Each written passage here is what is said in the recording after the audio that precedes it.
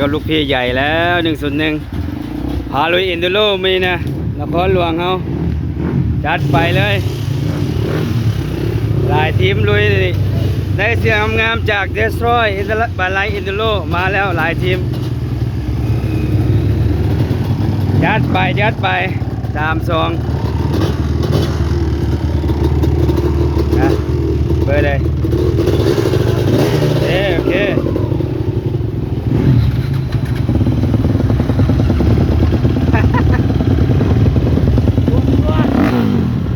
มักเสียง17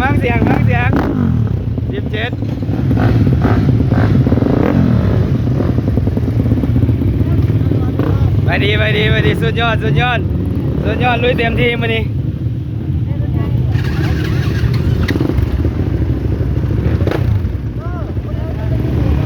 อะไรอินดูโร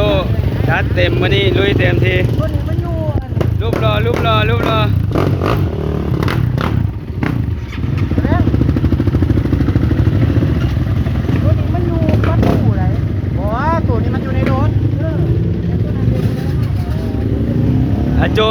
โจ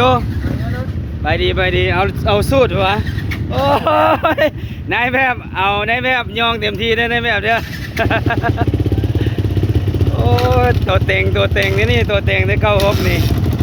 ลอนนี่แมสประเทศลาว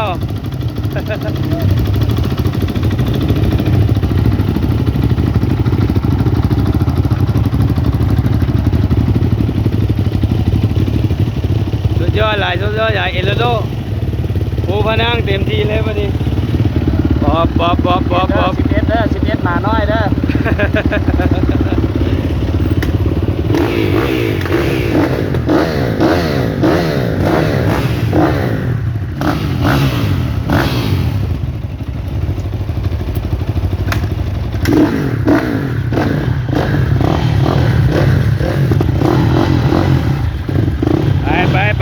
ไปเตรียมตัวออกเดินทางได้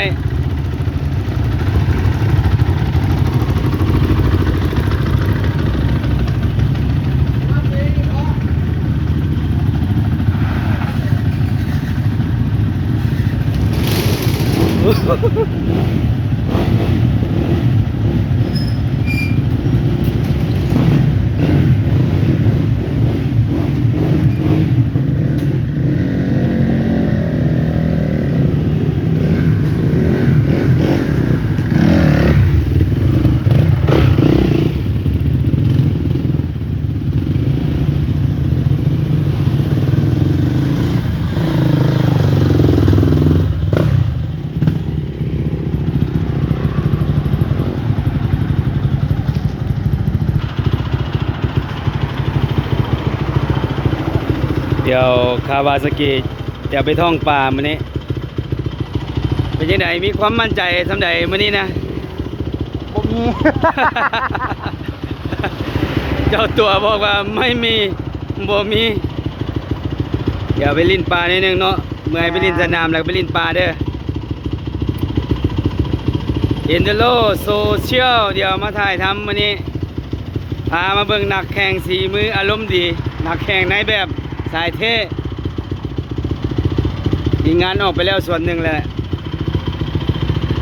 เดี๋ยวส่วนหน้าที่ไปขึ้นไปนำไปถ่ายวิดีโองามๆมาให้มื้อนี้ฉลองเสื้อใหม่ของ Destroy บันไลอินดูโรนี่โลโก้งามๆเลยผู้ใดอยากได้เสื้อทักมาได้ถักมาเด้อโอ้คือมันเก็บท้องแล้วบัดนี้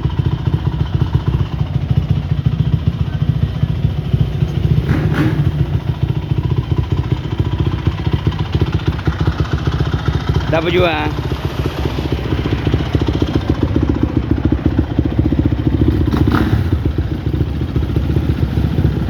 Suzuki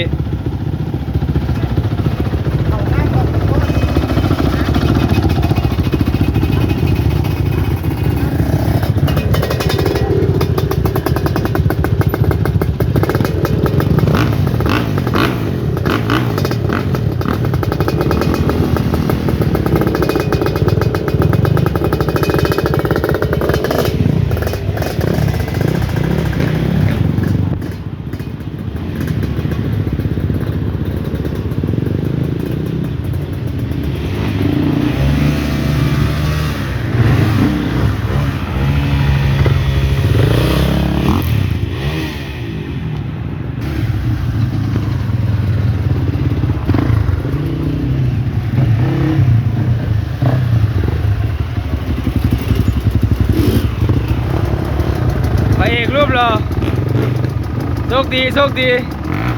สุดยอดเลยสุดยอดเลยถ่ายแบงก์ก่อนขึ้นใจมื้อนี้ ว่าสิให้สอดรักหาที่สองตะบูว่าสิสอดบ่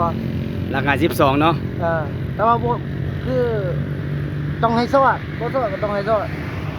อันนี้มันเสียไหม อันนี้ทีมงานเอาให้ให้รุ่นเนาะดีจริงเนาะ โอเคโอเคขอบใจผู้ใดถ้าผู้ใดสนใจอยากซื้อนี่สั่งได้บ่ ได้มีขายเลยโตหนึ่ง300 บาท ตัวหนึ่ง300 บาทผู้ใดสนใจสั่งมาได้เด้อ แพงแล้วก็นี่แพงดี เอสรอยบันไลอินดูโล มันได้เอ็นดูโร สุดยอดเลยสุดยอดเอ้ย ครบทุกไซส์เด้อน ายสั่งนก มุกเต็ม สุดยอดนกเซอร์วิสเดี๋ยวถ้าแบ่งก่อน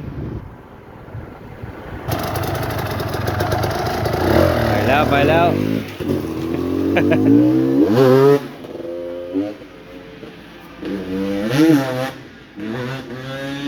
ฮ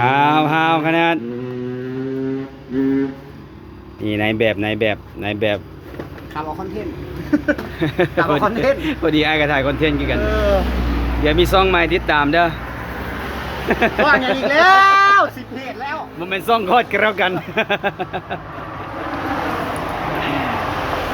รูปรอเปิดสดใหม่ๆลุยผู้พนั่งมาวันนี้สิออกล่า12เบาเด้อ เจ้ารถสูตรได้ แต่รถสูตรอินเดโรยังคักได้ครับไปอินเดโรนี่เกี่ยมลุยแล้วไป